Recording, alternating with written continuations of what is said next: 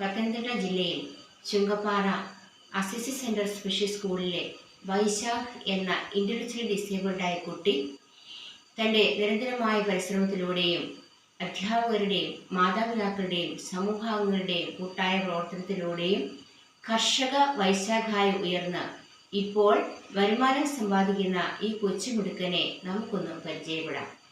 കോട്ടയം ജില്ലയിൽ മണിമല ഗ്രാമപഞ്ചായത്തിൽ പരുത്തിപ്പാറ വീട്ടിൽ റബ്ബർ ടാപ്പിംഗ് തൊഴിലാളിയായ രവീന്ദ്രൻ നായരുടെയും ലളിതാംബികയുടെ മകനായ വൈശാഖ് അസിസി സെൻട്രൽ സ്പെഷ്യൽ സ്കൂളിന്റെ അഭിമാന താരമായ ഈ വിദ്യാർത്ഥി വളരെ ചെറുപ്പത്തിൽ തന്നെ ഈ സ്കൂളിന്റെ ഭാഗമായി തീർന്നുകൊണ്ട് ഇവിടെ നിന്ന് കിട്ടുന്ന പരിശീലനത്തിലൂടെ തന്റെ ഉള്ളിലുള്ള നൈസർഗികമായ കലാവാസനകളെ വികസിപ്പിച്ച് വ്യക്തിപരമായും സമൂഹപരമായും തൊഴിൽ മേഖലയിലും കലാകായിക രംഗത്തും തൻ്റെതായ സംഭാവനകൾ നൽകിയിട്ടുണ്ട്.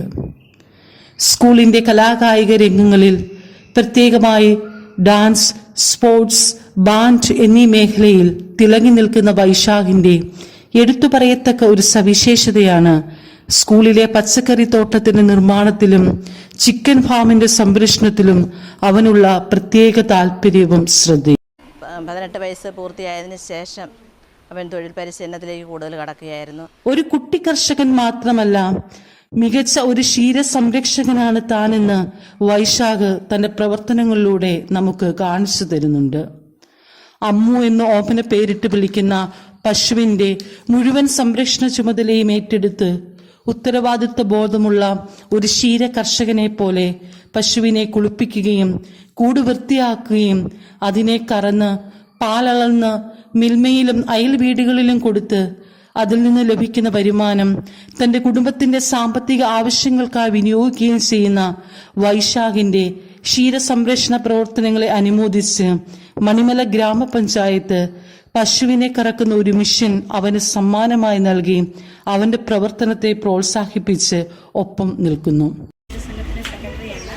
വൈശാഖ് 1 വർഷത്തിന് മേളിലായി ഇവിടെ പാലൊഴിക്കാൻ കൊണ്ടുവരാൻ തുടങ്ങിയിട്ട് അവൻ തന്നെ വന്ന് പാലൊഴിക്കുകയും അവൻ്റെ എല്ലാ കാര്യങ്ങളും നല്ലവണ്ണം ചെയ്യുകയും ചെയ്യുന്നുണ്ട്. നമുക്ക് അവനൊരു അത്ഭുതം തന്നെയാണ്.